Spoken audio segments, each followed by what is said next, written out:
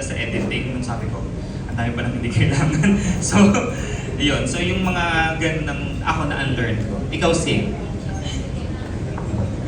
Ayun, tama naman yung sinabi ni Direk Easy, no? Marami din akong na-unlearn dito sa paggawa ng vertical.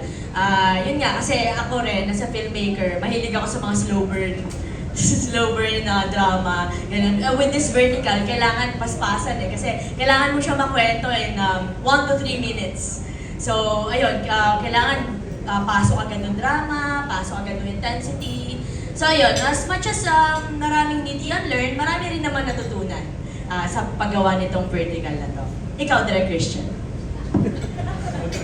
I think yung sinasabi nga nila about yung kasi I'm aware dun sa attention span ng mga tao nowadays, so I'm well aware of that. So every scene I try to keep them glued on their screen because again, mahirap bumitaw. So I come from that as a filmmaker. I have a different set of approach when I'm doing my films versus when I'm doing for vertical microdrama. And yeah, so parang it's just an adjustment. I just know that today I'm not directing an art house or something like that. So yeah. Ayun nga, kasi bagong medium siya. So parang syempre ako nasanay ako sa Viva Max man yan, Viva One, pelikula, theatrical style yung pagkagawa na alam mong nakadaan yung attention ng audience sa ginawa mo, sa produkto mo. Pero ito, nakaagaw po kami ng atensyon ng mga tao. Ito ang bagong radyo eh.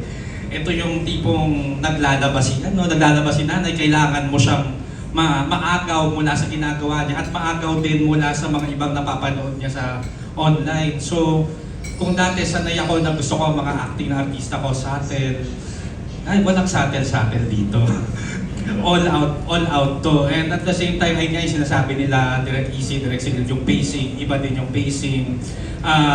Isa din yung kailangan kong matutunan sa tulong na din ng mga creatives din ng ng Viva, yung sinasabi nga ni Boss Val na touch of Viva po, no? And pati yung pati sa blocking, syempre, patayo na yan.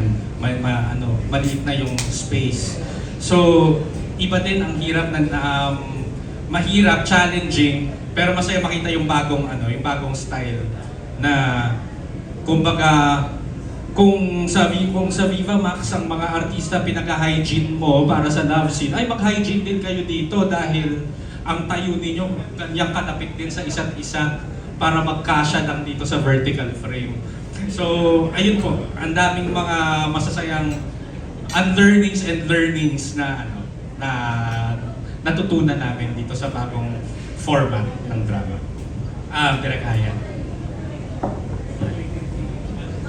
Okay, coming from a soap, sobrang daming unlearnings. Kasi, gaya nga ng sinabi nila, kapag soap kasi slow burn, daming baba dito, dapat in 2 minutes na kwento mo na lahat. At the same time, I really need to adjust to the frame.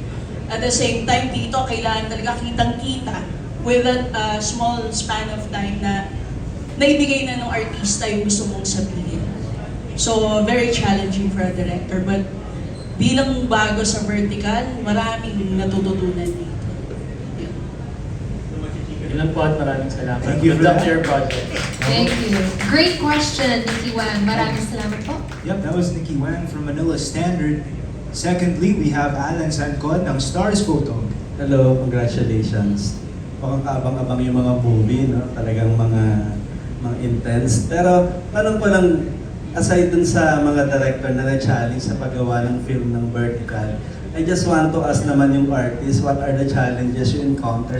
Anybody can answer, those who want to answer. Ano yung challenges you encounter na kailangan na hindi kayo lumabas dun sa frame? Yung pagsampalan nyo, sabunutan nyo, nandun pa rin kayo sa frame. Parang ganun. How was your experience doing so far?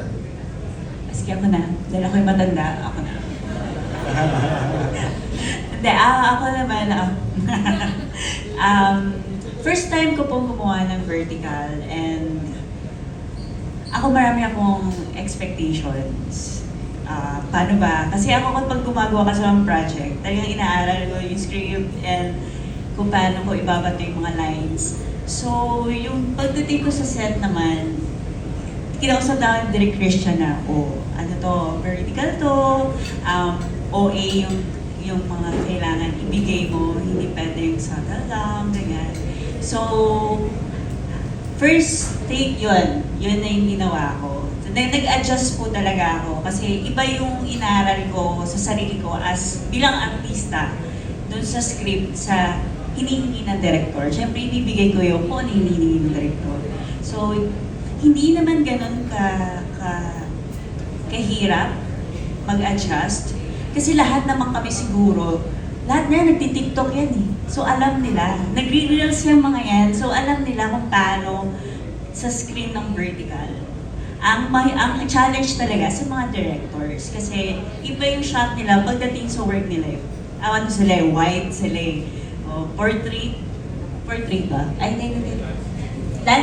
Landscape po sila. So kami, sanay kami dahil nag-reels kami, nag-tiktok kami, mga ganyan. So, konting adjust na lang po. Siguro sa acting na yung adjustment na ibibigay namin. May mic ako. Ay, may mic ka pala. I'm so sorry. May age talaga eh, no? Sit next kami. Actually, same din ako with Riza. Tinanong ko si Direk Emmy kasi he's not here kasi nag-vacation muna siya. Na-stress siya kahapon. So, parang unang tanong ko sa kanya, Direk, from 1 to 10, ano ang gusto mong makuha from us? From 1 to 10 na aktingan. Sabi niya, siguro wag tayo sa 10, wag tayo parang radyo. Doon tayo sa 8. Para medyo mataas ng konti sa soap opera kasi kailangan talaga kahit yung subtle na taas ng kilay, kailangan medyo i-heighten mo ng konti kasi medyo tight. Oo, medyo dito mo igaganyan. Tapos, syempre, yung palitaktakan ng artista, syempre, ang bawat artista may pacing sa lines. Hindi ka pwede masyadong mabagal kasi meron kang kailangan sabihin within that 30 seconds or 20 seconds. Kasi kapag alam naman natin ngayon, medyo fast-paced na yung mga tao, may hindi ka lang masabi ng konti, magsa-swipe up na sila. So, ganun din sa acting. Kailangan pam. Slow down ng konti para makahinga din yung audience, makahinga ka rin. And then, ganon. And also, yung mga, hindi ko alam kung sa ibang shorts ganon, pero meron kaming dotted lines. So, ibig sabihin, kailangan mong i-hold kung anong emotion yung meron ka. So yun din, medyo matagal yung hold minsan, medyo mabagal minsan. Pero yun, as an artista, okay din yung gantong avenue kasi nabi-break ka from that soap opera, telenovela, or movie box na meron ka. So yun, thank you din kila Boss Val kasi parang hindi lang kami yung nabibigyan ng trabaho, we're also learning from this process. So thank you. Thank you. Thank you. Yung follow-up question ko for Meg sa kay Nathan. Parang isa sa mga intense scenes na pinakita yung eksena nyo, di ba? Buhusan ng milk tea, buhusan ng kape. What are the challenges you encounter during that scene? Kumaga, masarap ba yung kape? Masarap ba yung milk tea? Hindi namin na-try yung kape, sayang. Kasi binuhos niya agad sa akin. But, hindi, siguro, ang sarap gawin nung project namin with Direk Easy. This is my first time working with Direk Easy. And with Mayton naman, parang ito yung second project natin together, no?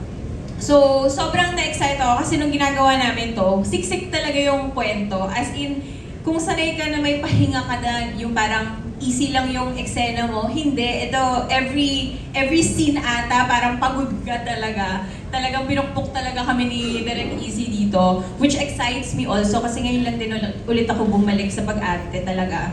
So, na-challenge ako in that sense. And there's also, yung milk tea na yun, parang ang haba nung pinractice talaga namin. Kasi isang take lang talaga yun, or else wala na kaming pangkape.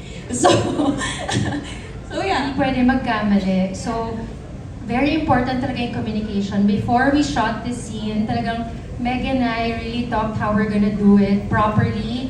Mismo kung saan itatapon yung drink, yung angle ng camera, yung limit namin sa isa't isa to make sure na direct gets to capture the whole thing.